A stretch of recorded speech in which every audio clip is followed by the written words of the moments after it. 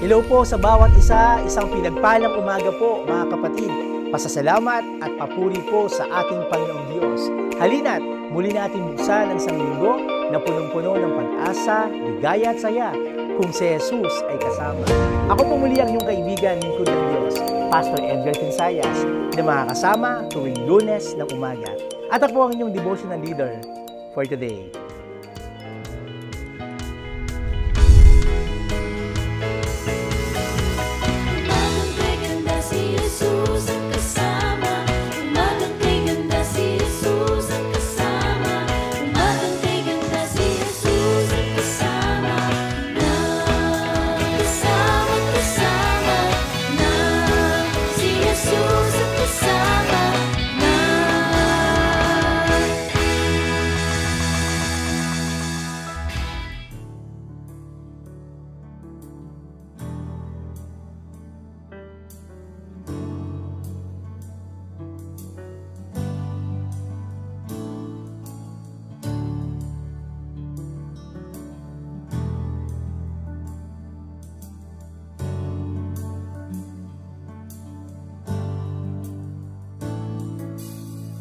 Over the mountains and the sea, your river runs with love for me.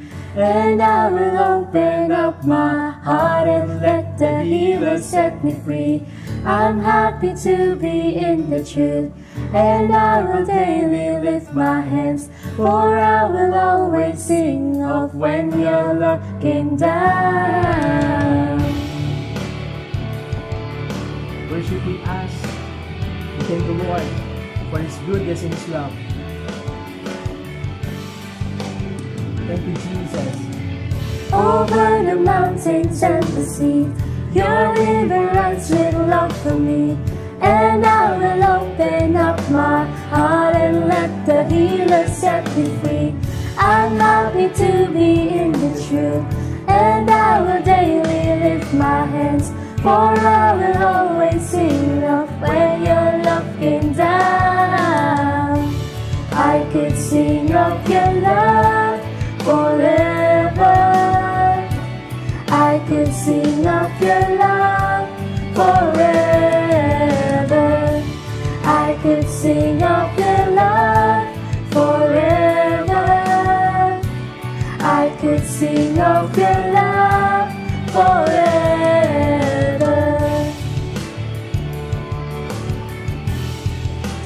Worship you, Lord. Thank you, Jesus. Over the mountains and the sea, your river runs with love for me. And I will open up my heart and let the healer set me free. I'm happy to be in the truth, and I will daily lift my hands, for I will always sing of when your love came down. I could sing of your love forever. I could sing of your love forever. I could sing of your love forever. I could sing of your love forever. I could sing of your love forever. I could sing of your love forever.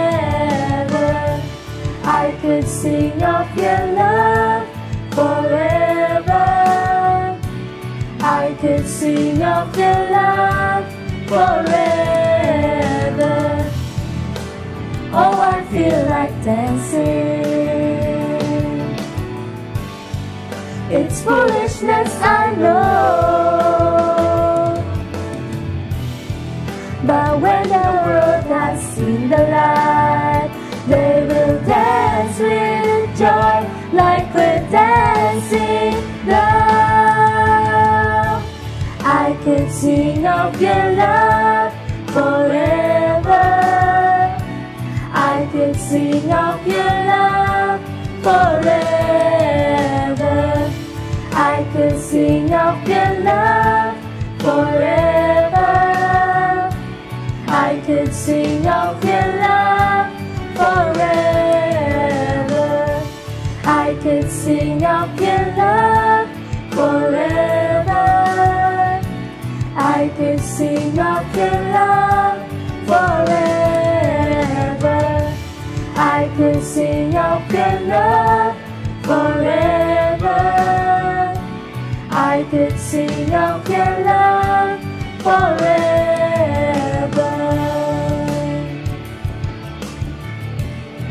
Thank you, Lord! Woo!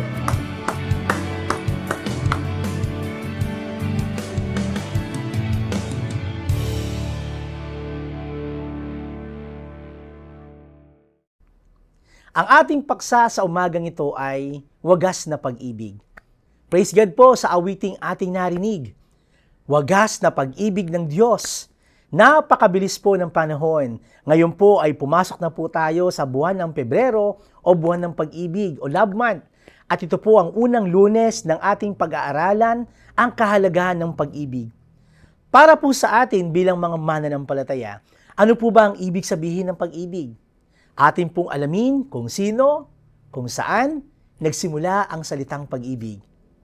Para po sa akin, walang ibang pinagmula ng salitang pag-ibig, kundi mula po sa ating Panginoong Hesus. Ang ating Panginoong Diyos. Ang ating Panginoong Diyos ay Diyos ng pag-ibig. Una, sa lahat, titignan po natin kung papaano pinaliwanag ng salita ng Diyos ang salitang pag-ibig. At pagkatapos, titignan natin ang ilang paraan upang magamit natin ito patungkol sa ating Diyos. Ayon sa unang Korinto, Kabanatang 13, talatang 4 hanggang 8 ng Magandang Balita Biblia. Ang pag-ibig ay matyaga, magandang loob, hindi mainggitin, hindi mayabang, ni mapagmataas man, hindi magaspang ang pag-uugali, hindi makasarili, hindi magagalitin, hindi mapagtanim ng sama ng loob sa kapwa, hindi ito natutuwa sa masama, sa halip ay nagagalak sa katotohanan. Ang pag-ibig ay matiisin, mapagtiwala, puno ng pag-asa, nagtsatsaga hanggang wakas. Matatapos ang kakayanang magsalita ng mensahe mula sa Diyos. Titigil rin ang kakayanang magsalita sa iba't ibang mga wika at lilipas ang kaalaman, ngunit ang pag-ibig ay walang katapusan. Bilang mga mananampalataya, ito ang paglalarawan ng Diyos sa pag-ibig at dapat din ito ang maging layunin natin. Kahit tayo ay makasalanan, patuloy na tayo'y binabago, inaayos, at pinoproseso ng Diyos sa ating mga buhay. Marami mga pangako ang Diyos sa Biblia na naghahayag ng kanyang napakadakilang pag-ibig sa atin na pinakita sa buong sanlibutan. Ito po ay sapagkat ganito na lamang ang paraan ng inibig ng Diyos ang buong sanlibutan. Pinagkaloob niya ang kanyang bugtong na anak upang ang sinumang sumampalataya sa kanya ay hindi mapahamak, kundi magkaroon ng buhay na walang hanggan. At ngunit pinakita ng Diyos ang kanyang dakilang pag-ibig sa atin nang tayo ay makasalanan pa. Si Jesus ay namatay para sa atin. Kaibigan, napakaganda po ng layunin ng Diyos. Nais niya tayo'y makasama sa kanyang walang hanggang tahanan, sa kalangitan. At ayaw po niyang tayo ay maligaw, mapahamak, o mawala sa kanyang piling. Kaya dito mga anak ng Diyos, gumawa ng paraan ang Diyos sa pamamagitan ng kanyang bugtong na anak, ang ating Panginoong Hesus. Siya po ang naging daan upang siya ay nagbayad ng kaparusahan ng ating mga kasalanan na tayo po ang dapat makaranas. Sapagkat mahal niya tayo, mahal ka niya, mahal tayong lahat. At ayon sa kanyang layunin, walang sino mang gustong mapahamak ng Diyos. Dahil sa ginawang pag-ibig ng Diyos mula sa krus ng Kalbaryo, na dapat po tayo ang umako. Tayo ang kanya'y pinatawad mula sa dugo na umagos mula sa krus. At dito po ayon sa 1, Kabanatang 1, talatang 9, kung ipapahayag po natin ang ating mga kasalanan, siya ay tapat, matuwid, magpapatawad at maglilinis sa lahat ng ating mga kalikuan. Ang pag-ibig na nagpapatawad. Isa pa po sa layunin po ng pag-ibig, ang pag-ibig po ay hindi nagyayabang. Kahit na madali niyang magagapi ang sinuman, ang pag-ibig, ang umiibig ay hindi sapilitan ang pagsunod. Sapagkat ang ating Panginoong Hesus ay hindi sapilitang sumunod sa kanyang Ama. Bagkus, buong puso niyang inalay ang kanyang buhay sa kalooban ng kanyang Amang nasa langit. At sinabi niya dito sa inyo upang malaman ng buong sangkatauhan na iniibig siya ng kanyang Ama, ng ating Panginoong Diyos. At ayon po sa Awit, Kabanatang 36, talatang 5, ang wagas na pag-ibig mo, o Yahweh, ay walang hanggan. Ang iyong katapatan ay abot sa kalangitan. Sa pag-ibig ng Diyos, tayo ay sigurado, mga kapatid. Ito ang mensahe ng pag-ibig ng Diyos na sinulat naman po ng salmista sa kanyang awit. Ang pag-ibig ng Diyos ay garantisado, walang katapusan at wagas. Ang pag-ibig na yan ang siyang taglay natin, mga anak niya, sa ating mga buhay. Kung kaya't lagi tayo may magandang pagtingin sa kinabukasan.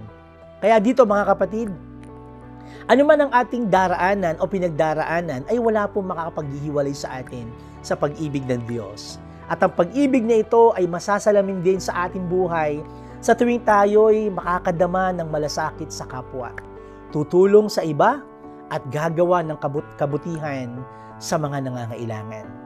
And this is my question to each and everyone as I end. Paano nga ba tayo magiging refleksyon ng wagas na pag-ibig ng Diyos? Tanungin po natin ang ating mga sarili. Paano ba tayo magiging refleksyon ng wagas na pag-ibig ng Diyos sa ating mga buhay? Iiwan ko po sa inyo ang tanong na yan, ang aking panalangin kung paano ang ating Panginoong Diyos ang siyang unang umibig, tayo pong lahat nawa ay maging daluyan ng refleksyon ng Diyos sa ating mga buhay bilang mga inibig ng Diyos. Tayo po ay manalangin. Panginoong Diyos, tunay nga po na ang iyong pag-ibig ay tapat, walang hanggan at maaasahan. Sa panahon ng mga dagok ng buhay, sa panahon ng mga kagipitan, ang pag-ibig mo ang aming kublihan. Sa panahon ng kami po ay nangihina, ang pag-ibig mo ang aming kalakasan. Tulungan mo nga po kaming masalamin ang iyong pag-ibig sa amin. Maging daluyan po kami ng iyong pag-ibig sa lahat ng pagkakataon. Aming Diyos, maraming salamat po sapagkat ang Espiritu niyo po ang siyang gumagabay sa amin, ang iyong dakilang pag-ibig sa amin upang patuloy po kami na makakilos, makagawa para sa iyong kapulihan. Aming Diyos, maraming salamat po sapagkat sa umagang ito, patuloy po namin inaangkin ang iyong pag-ibig na nagmula po sa iyo. At ito po ang magiging dahilan upang kami pong lahat, Panginoon, ay patuloy pong lumakad sa nais po ninyo bilang mga mananampalataya. Ito po ang aming dalangin na may pagtitiwala sa ngalan ni Jesus. Amen. Mga kapatid, muli ito po ang inyong kaibigan, kamanggagawa, Pastor Edgar Quinsayas, na palagi pong bumabati sa umagang ito. At kung kayo po'y pinagpala, don't forget to hit and subscribe our Nax UMC PH and please hit the notification bell to get notified when we have a new videos. Kung kayo din po ay pinagpala, mga kapatid, might as well maging bahagi po tayo ng patuloy na paglilingkod sa Panginoon bilang kanyang mga anak, bilang kanyang mga lingkod, upang tayo po ay patuloy na yumabong, patuloy po tayo na magpasalamat sa Panginoon sa kanyang ginagawa sa ating mga buhay. Mga kapatid, minsan pa, gamitin natin ang ating mga buhay para sa kapurihan ng Panginoon. Muli po, ito po ang inyong kaibigan, kamanggagawa, Pastor Edgar Quinsayas. Lagi nagsasabing, hindi po tayo iiwan, pababayaan ng ating Panginoong Diyos ngayon at magpakailanman. Amen. Amen. God bless po. Magandang umaga po sa inyong lahat.